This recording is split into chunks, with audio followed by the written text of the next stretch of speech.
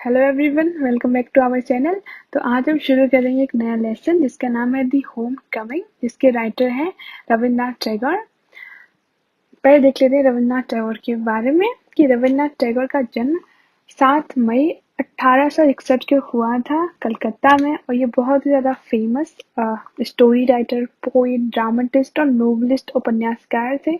इनको 1913 में अपनी एक बुक गीतांजलि, इसको कलेक्शन ऑफ पोएम्स बोलते हैं, यानी कई कविताओं का संग्रह, इसके लिए उनको नोबेल प्राइज दिया गया था लिटरेचर का।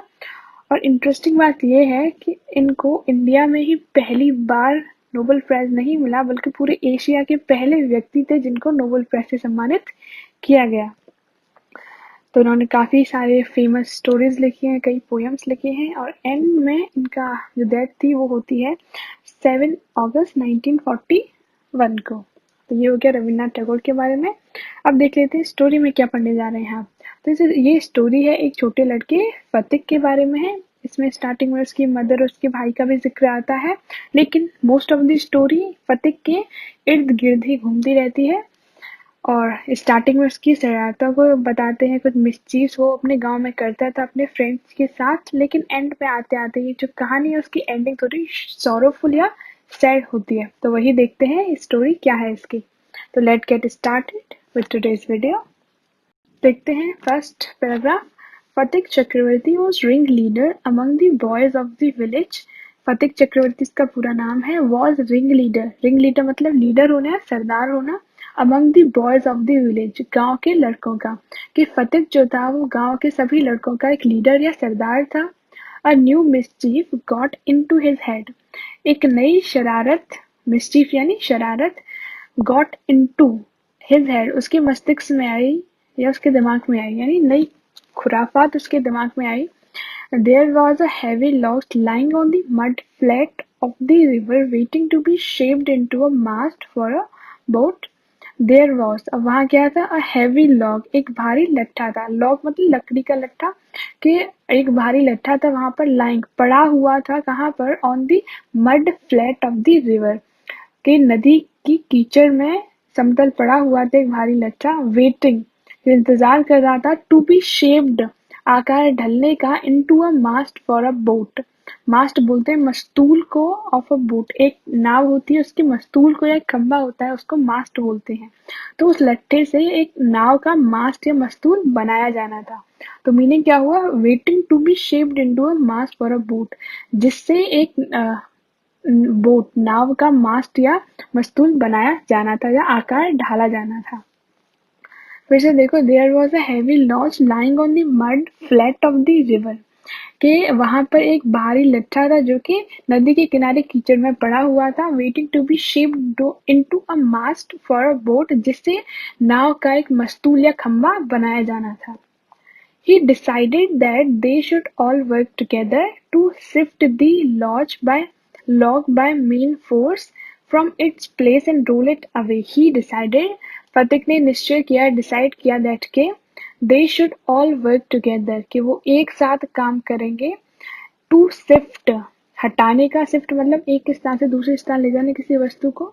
शिफ्ट हटाएंगे, दी लॉग उस लट्टे को, by main force, main force यानी सभी एक साथ बल लगाकर। कि उसने निश्चय किया कि सभी एक साथ बल लगाकर उस लट्ठे को शिफ्ट करेंगे फ्रॉम इट्स प्लेस, इसके स्थान से हटाएंगे, एंड रोल इट अवे और इसको लुढ़का देंगे। रोल इट मतलब लुढ़का देना। The owner of the log would be angry and surprised. The owner जो उसका मालिक होगा, of the log किसका, लट्टे का, would be angry वो कैसा होगा, क्रोधित होगा, and और सरप्राइज और आश्चर्यचकित होगा। यानी जब वो अपने लट्ठे को वहां पर रख गया है नदी के किनारे, और जब वो आएगा, जब उसको वो लट्ठा नहीं मिलेगा तो वो एंग्री होगा और सरप्राइज और आश्चर्यचकित होगा। And they would all enjoy the fun, और वो सभी लड़के क्या करेंगे, इस चीज को एंजॉय करेंगे। ऑल एंजॉय द फन, वो इस आनंद का मजा लेंगे। Everyone seconded the proposal, everyone सभी लोगों ने, सेकेंडेड मतलब स्वीकार करना या एग्री करना, द प्रपोजल इस प्रस्ताव को या इस डिसीजन को सभी लोगों ने स्वीकार कर लिया। एंड इट वाज कैरिड यूनेनिमसली, यूनेनिमसली मतलब सर्वसम्मति से या सभी का स्वीकृति से, और इसको ले जाया गया सर्वसम्मति से, यानी सभी लोग इस काम को करने के लिए तैयार हो गए। तो क्या था कि फतेह चक्रवर्ती, जो कि गांव के लड़कों का सरदार था, वो बहुत मिसचीव्स करता रहता था। एक दिन उसके दिमाग में एक नई खुराफात आई। वहां वहां नदी के किनारे एक लकड़ी का लट्ठा पड़ा हुआ था, जिससे बोट या नाव का मास्ट मस्तूल बनाया जाना था। तो उसने डिसाइड किया कि सभी लड़के मिलकर इसको धकेलेंगे और इसके जगह से इसको लुढ़का देंगे। और वो चाहते थे कि जो इसका ओनर या मालिक आए, वो आके एंग्री हो, सरप्राइज हो, और वो इस चीज का मजा लेंगे। सभी लोग इस प्रपोजल या इस प्रस्ताव को मान लेते हैं और ऐसा करने लग जाते हैं। So देखते हैं next paragraph. But just as the fun was about to begin, Makhan, Fateh's younger brother, sauntered up and sat down on the log in front of them all without a word. But लेकिन just as, जैसे ही the fun, वो game या वो खेल was about to begin, begin मतलब शुरू होना, और about to लगाते हैं वाला है वाली है के लिए, कि जैसे ही वो खेल शुरू होने वाला था, तो क्या हुआ? माखन, फतेह's यंगर ब्रदर, फतेह का छोटा भाई, कौन? माखन, सॉन्टर्ड अप का मतलब होता है घूम फिर के कहीं से आना, कि जैसे ही ये खेल शुरू होने वाला था, फतेह का छोटा भाई माखन वहां घूमते फिरते आ पहुंचा, एंड सेट डाउन, और बैठ गया, ऑन दी लॉग, उस लट्ठे पर आकर, in front of them all, उन सभी के सामने, विदाउट अ वर्ड, बिना कुछ बोले या बिना कोई शब्द कहे, उनके सामने उस लट्ठे पर आकर बैठ गया। The boys were puzzled for a moment, जैसे ही माखन वहां आके बैठा तो जो सभी लड़के थे वो थोड़ा कंफ्यूज हो गए या वो थोड़े उलझन में पड़ गए। द बॉयज वर पजल्ड मतलब कंफ्यूज होना या उलझन में पड़ जाना। फॉर अ मोमेंट, एक क्षण के लिए उन्हें समझ में नहीं आया क्यों माखन यहाँ आकर बैठ गया है। He was pushed rather timidly by one of the boys. He was pushed, यहाँ पैसिव वॉइस है। he किसके लगाया? माखन के लिए। was pushed, उसको धकेला गया, उसको धक्का लगाया गया। rather timidly मतलब डरते हुए, timid मतलब डरना, timidly मतलब डरते हुए उसको थोड़ा सा धक्का लगाया गया।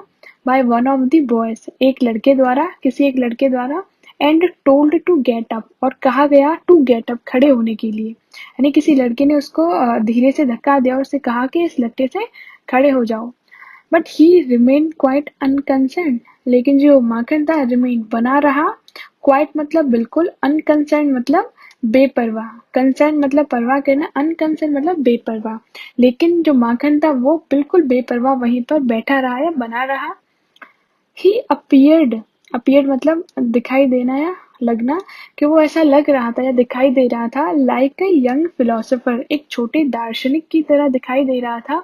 मेडिटेटिंग मतलब ध्यान करना या तपस्या करना, on the futility of games, जो कि तपस्या कर रहा हो या ध्यान लगा रहा हो किसके ऊपर? फ्यूटिलिटी ऑफ गेम्स, खेलों की निरर्थकता पर। फ्यूटिलिटी मतलब व्यर्थता या निरर्थकता पर वो तपस्या कर रहा था, ऐसा दिखाई दे रहा था कि फिलोसोफर है और ये ध्यान लगाकर बैठ गया है यहाँ पर। फतेह वॉज फ्यूरियस मतलब क्रोधित होना या एंग्री होना। जो फतेह था वो क्या हो गया? फ्यूरियस, उसको क्रोध आ गया। माखन, ही क्राइड, वो चिल्लाता है। Makhan, if you don't get down this minute, यदि तुम इसी क्षण, दिस मिनट यानी इसी मिनट या इसी क्षण, if you don't get down, तुम इस लड़के से नहीं उतरे, आई विल थ्रेस यू, मैं क्या करूंगा? थ्रेस मतलब पिटाई करना, मैं तुम्हारी पिटाई कर दूंगा। तो देखो क्या था कि but just as the fun was about to begin, Makhan, फतेह's younger brother, sauntered up and sat down on the log in front of them all without a word. जैसे ही उनका खेल शुरू होने वाला था, फतेह का छोटा भाई माखन वहां घूमते फिरते आया और उन सभी के सामने बिना कुछ कहे लकड़ी के लट्ठे पर आकर बैठ गया। The boys were puzzled for a moment. लड़के कुछ क्षण के लिए उलझन में पड़ गए। He was pushed rather timidly by one of the boys and told to get up. एक लड़के द्वारा उसको धीरे से या डरते हुए धक्का दिया गया और उससे खड़े होने के लिए कहा गया। But he remained quite unconcern, लेकिन वो बिल्कुल बेपरवाह बना रहा, यानी वहां से नहीं हटा। He appeared like a young philosopher meditating on the futility of games, माखन था वो एक छोटे फिलोसोफर या दार्शनिक की समान दिखाई दे रहा था जो कि गेमों की या खेलों की फ्यूटिलिटी निरर्थकता पर ध्यान लगा रहा हो। फतिक वॉज फ्यूरियस एट लास्ट। फतिक को गुस्सा आता है एंड माखन ही क्राइड, वो चिल्लाता है Makhan, if you don't get down this minute I will thrash you. यदि तुम इसी क्षण इस लट्ठे से नहीं उतरते हो तो मैं तुम्हारी पिटाई कर दूंगा। Makhan only move to a more comfortable position. Makhan only, वो केवल क्या करता है, आ जाता है to a more comfortable position, और अधिक आराम की स्थिति में आ जाता है, यानी और वो अच्छे से खिसक कर बैठ जाता है उस लट्ठे पर। यानी माखन फतिक को भी सीरियस नहीं लेता, उसकी धमकी को भी सीरियस नहीं लेता है। Now, if Fatik was to keep his regal dignity before the public, it was clear he ought to carry out his threat.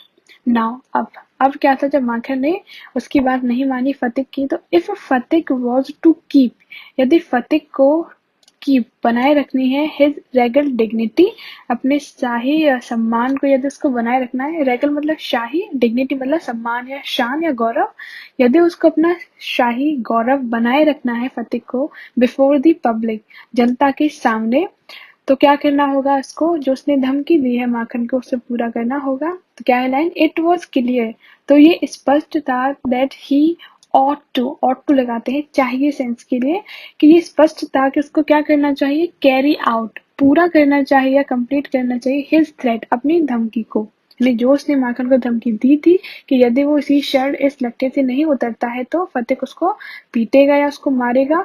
और जब माखन नहीं उतरता है तो यदि फतिक को जनता के सामने, अपने दोस्तों के सामने अपने सम्मान को बनाए रखना है तो उसको अपनी धमकी को पूरा करना होगा।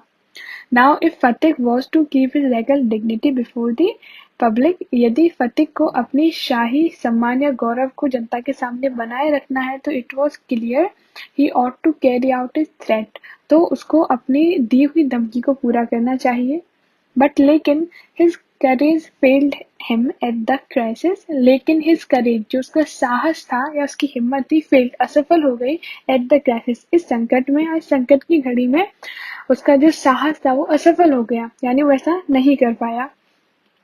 His fertile brain, उसका खुराफाती दिमाग, however, हालांकि, rapidly seized upon a new maneuver, maneuver मतलब वही खुराफात या कोई मिसचीफ या शरारत, कि उसका जो खुराफाती ब्रेन था या मस्तिष्क का, रैपिडली, तेजी से सीज्ड, आ गया, रुक गया, अपॉन अ न्यू मैनूवर, एक नए शरारत पर आकर रुक गया, यानी उसके दिमाग में एक नई खुराफात आई, which would discomfit his brother, जो क्या कर देगी, डिस्कम्फिट, डिस्कम्फिट मतलब हरा देना, परास्त करना, हिज ब्रदर, उसके भाई को, एंड अफोर्ड, अफोर्ड मतलब प्रदान करना या देना, हिज फॉलोअर्स, उसके साथियों को, एन एडेड अम्यूजमेंट, एडेड मतलब अधिक, अम्यूजमेंट मतलब इंजॉयमेंट या आनंद, कि क्या करेगा, जो खुराफात क्या करेगी, उसके भाई को परास्त कर देगी और साथ ही साथ उसके साथियों को भी और अधिक मजा या आनंद प्रदान करेगी।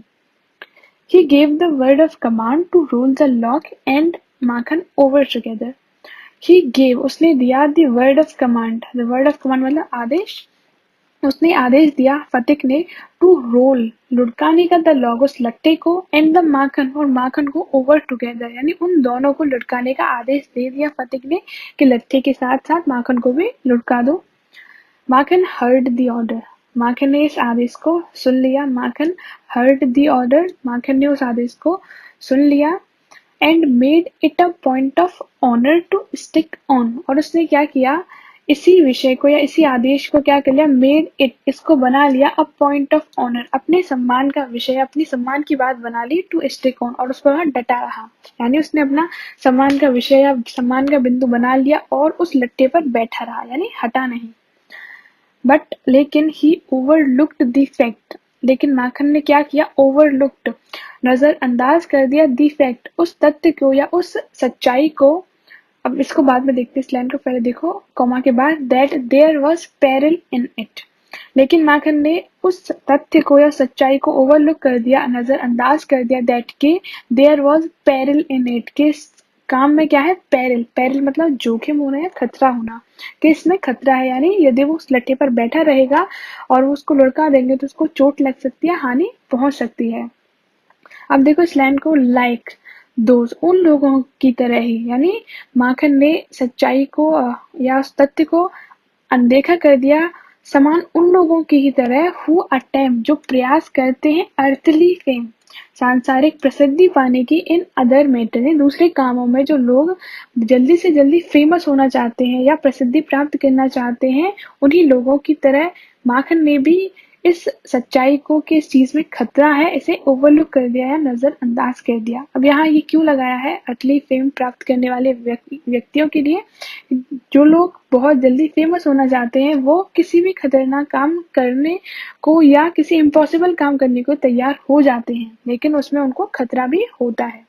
तो वही चीज है कि इस चीज में खतरा था माखन को, और इसने इस चीज को नजरअंदाज कर दिया और उस लट्ठे पर बैठा रहा और उसे अपना सम्मान का विषय बना लिया। तो क्या फिर से देखो कि जो माखन था, अब उसको यदि अपनी शाही गौरव बनाए रखना था जनता के सामने, तो उसको अपनी जो धमकी थी उसको पूरा करना चाहिए, लेकिन उस संकट की घड़ी में जो उसका करेज था या साहस था वो असफल हो गया, वो ऐसा नहीं कर पाया। His fertile brain, however, rapidly seized upon a new maneuver, लेकिन जो उसका खुराफाती ब्रेन था उसमें एक नया खुराफात आया, और जो कि क्या करता, उसके भाई को हरा देता है, परास्त कर देता और उसके साथियों को और अधिक मजा देता या आनंद प्रदान करता। तो उस फतिक ने क्या किया, अपने साथियों को ऑर्डर दिया या कमांड दी कि वो उस लट्ठे को और माखन को दोनों को एक साथ लुढ़का दे। माखन ने इस ऑर्डर को सुन लिया और इसी चीज को अपने सम्मान का विषय बनाते हुए उस पर बैठा रहा या डटा रहा, लेकिन उसने इस चीज को नजरअंदाज कर दिया कि इस चीज में खतरा है, समान उन्हीं लोगों की तरह जो अर्थली फेम या सांसारिक प्रसिद्धि पाने के चक्कर में कुछ भी काम करने के लिए तैयार हो जाते हैं। The boys began to heave at the log with all their might. The boys जो लड़के थे began to heave मतलब लदना या बल लगाना, उन्होंने बल लगाना शुरू कर दिया at the log उस लट्टे पर with all their might अपनी पूरी ताकत से, might मतलब शक्ति या ताकत, अपनी पूरी ताकत से उस लट्टे पर लदने लगे या बल लगाने लगे सभी लड़के। कॉलिंग आउट चिल्ला रहे थे, क्या चिल्ला रहे थे, 1 2 3 गो यानी 1 2 3 गो चिल्ला रहे थे। और एट द वर्ड गो और गो शब्द पर जैसे उन्होंने गो कहा तो क्या हुआ, द लॉग वेंट जो लट्ठा था वो चला गया यानी लुढ़क गया, एंड विद इट और इस लट्टे के साथ वेंट चला गया क्या, माखन फिलोसफी माखन के विचार या उसकी सोच, ग्लोरी उसका सम्मान उसका गौरव, एंड ऑल यानी और सभी चीजें चली गई, यानी लट्ठा और माखन दोनों लुढ़क गए। नेक्स्ट देखते हैं, all the other boys shouted themself hoarse with delight. All the other boys और सभी लड़के, अन्य सभी लड़के शाउटेड चिल्ला रहे थे, देमसेल्फ अपने आप में यानी आपस में चिल्ला रहे थे, हॉर्स हॉर्स मतलब कर्कश आवाज में, हॉर्स मतलब बेसुरा या कर्कश आवाज में चिल्ला रहे थे, विद डिलाइट आनंद के साथ, यानी उनको सबको मजा आ गया, उनको ये खेल लगा और सभी लड़के आनंद के साथ कर्कश आवाज में आपस में चिल्ला रहे थे। बट लेकिन फतिक वॉज अ लिटिल फ्राइटेंड जो फतिक था वो क्या था, लिटिल मतलब थोड़ा सा, फ्राइटेंड मतलब डरा हुआ, लेकिन जो फतिक था वो थोड़ा डरा हुआ था क्योंकि उसका भाई था और वो अपने भाई को उसने उसके साथ ऐसा कर दिया है, तो वो अब रोएगा चिल्लाएगा उसको मारेगा और मम्मी से शिकायत करेगा। ही न्यू वो जानता था वॉट वॉज कमिंग कि क्या आने वाला था या क्या होने वाला था, वो जानता था फतिक। एंड श्योर इनफ और निश्चित रूप से क्या हुआ, माखन रोज माखन खड़ा हुआ, रोज मतलब ऊपर उठना, राइज की सेकंड फॉर्म, माखन रोज माखन खड़ा हुआ या ऊपर उठा, फ्रॉम मदरलैंड मदरलैंड मतलब जमीन से या धरती से माखन ऊपर उठा, ब्लाइंड एज फेट फेट मतलब किस्मत या भाग्य को कहते हैं, ब्लाइंड मतलब अंधा यानी भाग्य की तरह अंधा, यानी जैसे भाग्य की हमें पता नहीं रहती कि हमारा क्या होने वाला है आगे, किस्मत की पता नहीं होती, ऐसे ही माखन की नहीं पता थी, वो ऐसे ही भाग्य की तरह अंधे उठा खड़ा हुआ। एंड स्क्रीमिंग यानी पता नहीं था वो क्या करने वाला है, एंड स्क्रीमिंग चिल्ला रहा था, लाइक द फ्यूरीज फ्यूरीज होती है एक देवी के लिए यूज करते हैं, क्रोध की देवी, स्क्रीमिंग लाइक द फ्यूरीज और क्रोध की देवी के समान चिल्ला रहा था। ही रस्ट वो दौड़ा एट फतिक फतिक की तरफ, एंड स्क्रैच्ड और नोच दिया या खरोंच दिया हिज फेस उसका चेहरा, यानी माखन अब गुस्सा आ गया उसको, वो रोने लगा चिल्लाने लगा और फतिक के पास आया भागते हुए और उसके चेहरे को खरोंच दिया, and beat him and kicked him and then went crying home. Beat him यानी उसको हाथों से मारा, एंड किक्ड हिम उसको पैरों से भी मारा, एंड देन और तब क्या किया, वेंट चला गया, क्राइंग रोते हुए, होम यानी घर वापस लौट गया। The first act of the drama was over, कि जो ड्रामा यानी इस नाटक का फर्स्ट एक्ट पहला दृश्य वॉज ओवर खत्म हो चुका था, यानी जो ड्रामा लिखा है रविन्द्रनाथ टैगोर में वो फर्स्ट एक्ट में इतना दिखाया गया है कि ये हुआ था। तो यहाँ से इस पैराग्राफ में क्या था, ये जो लड़के थे वो उस लट्ठे को लुढ़काने लग गए पूरी ताकत लगाकर, 1 2 3 ऐसे बोले, और जैसे ही उन्होंने गो गो बोला वैसे ही जो लट्ठा था और जो माखन था दोनों ही लुढ़क गए। सभी जो लड़के थे वो अपने आपस में चिल्ला रहे थे, आनंद के साथ आनंद ले रहे थे इस चीज का, लेकिन जो फतिक था थोड़ा डरा हुआ था क्योंकि उसको पता था क्या होने वाला था। और निश्चित रूप से हुआ क्या, माखन धरती से खड़ा हुआ और एक क्रोध की देवी के समान चिल्लाते हुए आगे बढ़ा और फतिक की तरफ दौड़ा, उसके फेस को स्क्रैच किया, नोच दिया और उसको हाथों से पैरों से मारने लगा और फिर रोते रोते घर वापस चला गया। तो यहाँ तक इसका हो जाता है ड्रामे का फर्स्ट एक्ट फिनिश। देखते हैं next paragraph. Fatik wiped his face and sat down on the edge of a sunken barge on the river bank.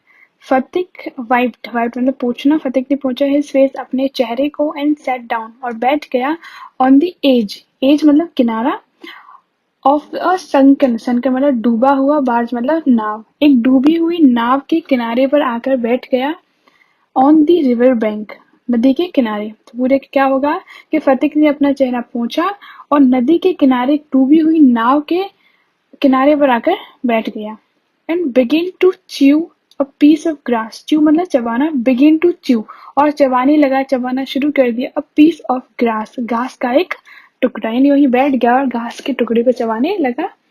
A boat came up to the landing, एक नाव थी, केम अप आई, to the landing किनारे लगने के लिए, यानी नदी से किनारे लगने के लिए एक नाव वहां आई किनारे पर, एंड मिडिल एज्ड मैन और एक अधेड़ उम्र का व्यक्ति, मिडिल एज्ड मैन अधेड़ उम्र का व्यक्ति, विद ग्रे हेयर्स पके हुए बालों के साथ, यानी उसके कुछ बाल सफेद हो गए थे, एंड डार्क मुस्टैच और उसकी काली मूछें थी, यानी एक अधेड़ उम्र का व्यक्ति अपने पके हुए बाल और मूछों के साथ स्टेप्ड ऑन शोर किनारे पर आता है, कदम रखता है, यानी नदी से एक नाव आती है, किनारे लगती है और उस नाव में से एक अधेड़ उम्र का व्यक्ति, काली मूछें थी जिसके थोड़े सफेद बाल थे, वो किनारे पर आता है या कदम रखता है। ही सॉ द बॉय, उसने लड़के को देखा, यानी फतिक को देखा, ही सॉ द बॉय उसने लड़के को देखा, सिटिंग देयर वहां बैठे हुए, डूइंग नथिंग कुछ न करते हुए, यानी जो फतिक था वो खाली वहां बैठे हुए था, कुछ नहीं कर रहा था। तो उस स्ट्रेंजर ने या उस अजनबी ने लड़के को वहां कुछ न करते हुए बैठे हुए देखा, एंड आस्क्ड हिम और उससे पूछा, वेयर दी चक्रवर्तीज लिव्ड, कि चक्रवर्तीज कहाँ रहते हैं। Fatik went on chewing the grass and said, Fatik went on मतलब इस चीज को जारी रखना, च्यूइंग वो क्या जारी रखता है, चबाना जारी रखता है, द ग्रास उस घास के टुकड़े को, एंड सैड और बोलता है, ओवर देयर वहीं पर या यहीं कहीं, but it was quite impossible to tell where he pointed, but लेकिन इट वॉज क्वाइट इम्पॉसिबल ये पूरी तरह से असंभव है, बिल्कुल असंभव था, टू टेल ये बता पाना कि वेयर ही पॉइंटेड कि वो किस तरफ इशारा कर रहा है, यानी फतिक इंटरेस्टेड नहीं था उस स्ट्रेंजर में, वो अपनी घास के टुकड़े को चबाता रहता और ऐसे ही बोल देता है कि वहां पर, और ये बताना संभव नहीं था कि वो किस तरफ इशारा करके कह रहा है। The stranger asked him again, जो स्ट्रेंजर ने उसे दोबारा पूछा, पुनः पूछा कि चक्रवर्ती कहाँ रहते हैं। ही swung his legs, swung यानी झुलाना या हिलाना, उसने अपने पैर हिलाए या झुलाए, he swung his legs to and fro एक फ्रेज है, यानी इधर उधर, here and there, उसने अपने पैरों को इधर उधर हिलाया या झुलाया, on the side of the barge उस नाव के किनारे पर, एंड सेड और कहा, गो एंड फाइंड आउट जाओ और पता लगा लो, and continue to chew the grass as before, और एज बिफोर पहले की तरह क्या करता रहा, continue to chewing the grass उस घास के टुकड़े को चबाता रहा या चबाना उसने जारी रखा। तो क्या था इस पैराग्राफ में कि जब माखन ने फतेह को थोड़ा पीट दिया, लात घूंसे मार दिए और उसका चेहरे को खरोच दिया, तो एंड में फतेह क्या करता है, अपने चेहरे को पोंछ लेता है और वहीं पर नदी के किनारे एक डूबी हुई नाव के पास जाकर बैठ जाता है और एक घास का टुकड़ा चबाने लगता है। वहां पर एक नदी में से नाव आती है किनारे लगने के लिए। उस नाव में से अधेड़ उम्र का व्यक्ति बाहर निकलता है या किनारे पर आता है। वो फतेह को देखता है, वहां पर वो फतेह कुछ नहीं कर रहा था, तो उसे वो पूछता है कि चक्रवर्ती कहाँ रहते हैं। जो फतेह था वो ज्यादा इंटरेस्टेड नहीं था उसकी बातों में, तो वो अपने घास के टुकड़े को चबाता रहता है और ऐसे ही बोल देता है कि वहां पर। लेकिन ये बता पाना असंभव था कि उसने किस तरफ इशारा करके कहा है। जो स्ट्रेंजर या अजनबी इंसान था वो दोबारा उससे पूछता है कि चक्रवर्ती कहाँ रहते हैं। वो अपने पैरों को इधर उधर हिलाता है वहां बैठे बैठे और बोल देता है, गो एंड फाइंड आउट, जाओ और अपने आप ढूंढ लो। और अब उस घास के टुकड़े को चबाना जारी रखता है पहले की ही तरह। नेक्स्ट देखते हैं, but now a servant came down from the house. अब क्या था, फतेह वहां बैठा हुआ है नदी के किनारे, बट लेकिन नाउ अब अ सर्वेंट एक नौकर केम डाउन वहां आया फ्रॉम द हाउस घर से। फतेह के घर से एक नौकर वहां पहुंचा एंड टोल्ड फतेह और फतेह से कहा, हिज मदर वांटेड हिम, उसकी माँ उसको बुला रही है। या वांटेड का मतलब चाहने से नहीं है, या बुलाने से आप कॉल्ड भी लगा सकते हो कि हिज मदर कॉल्ड हिम, कि उसकी माँ उसको बुला रही है। फतेह रिफ्यूज टू मूव, फतेह ने क्या किया, रिफ्यूज मना कर दिया, टू मूव जाने से। But the servant was the master on this occasion, लेकिन द सर्वेंट जो नौकर था वॉज द मास्टर, अब क्या था, मालिक के समान था, ऑन दिस ओकेजन, इस क्षण या इस समय पर वो क्या था, मालिक के समान था, क्योंकि उसको उसकी माँ से ऑर्डर मिला है कि फतेह को कैसे भी घर लेकर आओ। तो यहाँ अब फतेह की बात नहीं चलेगी कि उसने मना कर दिया तो अब नहीं जाएगा। सो नौकर क्या करता है, ही टुक फतेह, उसने फतेह को पकड़ लिया, अब रफ लिया, जबरदस्ती उसको पकड़ लिया एंड कैरिड हिम, उसको ले गया। अब यहाँ लगाया फतेह के लिए कि वो क्या कर रहा था, फतेह किकिंग मतलब पैरों से मार रहा था नौकर को, इन स्ट्रगलिंग और संघर्ष कर रहा था छूटने के लिए, इन इम्पोर्टेंट रैग, इम्पोर्टेंट मतलब शक्तिहीन, रेज मतलब गुस्सा, यानी शक्तिहीन क्रोध में वो संघर्ष कर रहा था, उसको लात मार रहा था या पैरों से मार रहा था कि उसको छोड़ दे। इम्पोर्टेंट रेज इसलिए लगाया है क्योंकि वो उसके सामने कुछ कर नहीं पा रहा था, इसलिए शक्तिहीन क्रोध, कि उसके क्रोध में वो उसको कुछ ज्यादा कर नहीं पा रहा था नौकर को। फिर से देखो इस पैराग्राफ को, but now servant came down from the house. अब क्या था, एक नौकर था फतेह के घर से वहां पहुंचा एंड टोल्ड फतेह, और फतेह से कहा, हिज मदर वांटेड हिम, कि उसकी माँ उसको बुला रही हैं। फतेह रिफ्यूज टू मूव, फतेह ने जाने से मना कर दिया। But the servant was the master on this occasion, लेकिन जो नौकर था वो इस समय मालिक के समान था। ही टुक फतेह अप रफली, उसने फतेह को जबरदस्ती पकड़ा एंड कैरिड हिम, और उसको घर ले गया। Kicking and struggling in important rage, और जो फतेह था वो शक्तिहीन क्रोध में संघर्ष कर रहा था, उसे मार रहा था नौकर को छूटने के लिए। When Fateh came into the house, his mother saw him. जब फतेह केम आया into the house, घर के अंदर, जब फतेह घर के अंदर आया, his mother saw him, उसकी माँ ने उसको देख लिया या देखा। he called out angrily, called out कहा या चिल्लाई, angrily क्रोध में या गुस्से में। क्या चिल्लाई, so you have been hitting Makhan again, so कि तो you have been hitting, तो मार रहे हो माखन को again यानी फिर से। So you have been hitting Makhan again, वो क्रोध में चिल्लाए कि तो तुम माखन को फिर से मार रहे हो। फतेह आंसर इंडिग्नेंटली मतलब क्रोध में या एंग्रली। फतेह ने गुस्से में उत्तर दिया, नो, कि नहीं, आई हैव नॉट, मैंने ऐसा नहीं किया। आई हैव नॉट या आई हैवंट, कि मैंने ऐसा नहीं किया है। हु टोल्ड यू दैट, आपसे ये किसने कहा। हु टोल्ड यू दैट, आपसे ये किसने कहा, मैंने उसको नहीं मारा है।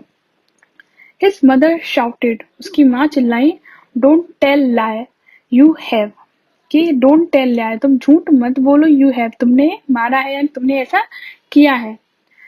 फतेह said suddenly, फतेह ने अचानक से कहा, I tell you, मैं आपसे कहता हूँ, I have not, कि मैंने ऐसा नहीं किया है, मैंने माखन को नहीं पीटा है। You ask माखन, आप क्या कर सकते हो, माखन से पूछ सकते हो। बट लेकिन जो माखन था यहाँ क्या करता है, बट माखन थॉट, लेकिन माखन सोचता है इट बेस्ट कि अच्छा होगा टू स्टिक, कि वो डटा रहे या अड़ा रहे किस पर, टू हिज प्रीवियस स्टेटमेंट, अपने पहले वाले कथन पर ही डटा रहे या उसी को बताए फिर, क्योंकि उसने पहले ही माँ को बोल रखा है कि फतिक ने उसको पीटा है। बट फतिक थॉट, लेकिन माखन ने सोचा it best to stick to his previous statement, कि उसने सोचा कि वह अपने पहले वाले कथन पर ही डटा रहे। ही सेड, उसने कहा, यस मदर, कि हाँ माँ, फतिक डिड हिट मी, फतिक ने मुझे मारा है। फतिक's पेशेंस वॉज ऑलरेडी एग्जॉस्टेड, फतिक का जो धैर्य था, फतिक's पेशेंस, फतिक का धैर्य या उसकी सहने की शक्ति, वॉज ऑलरेडी, पहले ही क्या हो चुकी थी, एग्जॉस्टेड, पहले ही थक चुकी थी। एंड अब क्या था, he could not here this injustice, और वो अब इस अन्याय को सहन नहीं कर पाया। He could not here, here sir यहाँ, सॉरी, वो इस अन्याय को सुन नहीं पाया।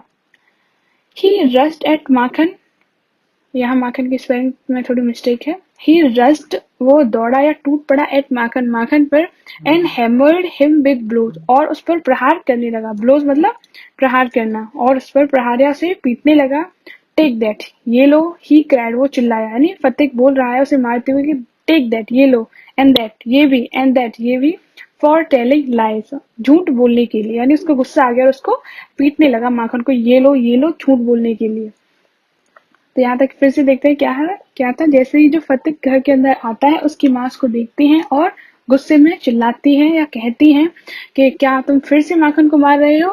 फतिक आंसर देता है क्रोध में ही कि नहीं, मैंने ऐसा नहीं किया है। हु टोल्ड यू, आपसे ऐसा किसने कहा। हिज मदर शाउटेड, उसकी माँ चिल्लाती है, don't tell lies you have, कि झूठ मत बोलो, तुमने ऐसा किया है। फतिक सेड सडनली, फतिक अचानक से बोलता है कि आई टेल यू, मैं आपको बताता हूँ, आई हैव नॉट, कि मैंने ऐसा नहीं किया है। You asked you ask Makhan, तो माखन से पूछ सकती हो।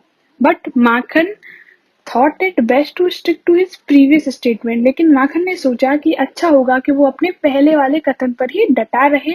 ही सेड, उसने कहा, यस हाँ मदर, माँ, फतिक डिड हिट मी, फतिक ने मुझे पीटा है या मारा है।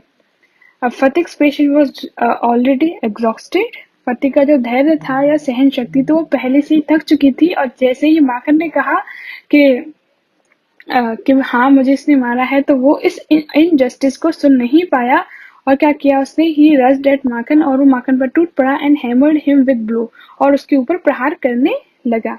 Take that, he cried, take that and that, और वो ऐसे ये लो, झूठ बोलने के ये लो, ऐसे कहते हुए उसे पीटने लगा।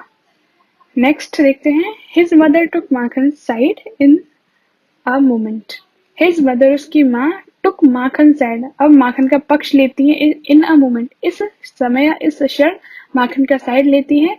एंड पुल्ड फतिक अवे, और फतिक को पुल्ड खींचती है और थोड़ा दूर कर देती है, इसको खींच लेती है, एक साइड कर देती है।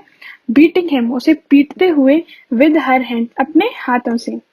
His mother took Makhan side in a moment, इस क्षण उनकी माँ माखन का पक्ष लेती है और फतिक को, pulled Fatik away beating him with her hands, और फतिक को अपने हाथों से पीटते हुए पीछे खींच लेती हैं। व्हेन फतिक पुश्ड हर असाइड, अब जब थोड़ी बहुत हाथापाई हो रही थी, तो व्हेन फतिक पुश्ड हर असाइड, जब फतिक ने पुश, धक्का दे दिया हर, अपनी माँ को, ही शी शाउटेड आउट, वो चिल्ला पड़ी और उन्होंने चिल्लाया, व्हाट यू लिटिल विलन, कि तुम छोटे दुष्ट, यानी उनको गुस्सा आ जाता है, वो ऐसे उससे बोल देती है, व्हाट यू लिटिल विलन, कि तुम छोटे दुष्ट। Would you hit your own mother, कि क्या तुम अपनी खुद की माँ को मारोगे। वुड यू हिट, क्या तुम मारोगे, योर ओन मदर, अपनी खुद की माँ को। तो ये हो गया उसका फर्स्ट पार्ट, काफी लंबा चैप्टर है, तो इससे आगे देखेंगे नेक्स्ट वीडियो में। तब तक के लिए take care and thanks for watching the video, and do not forget to subscribe our channel and hit the bell icon.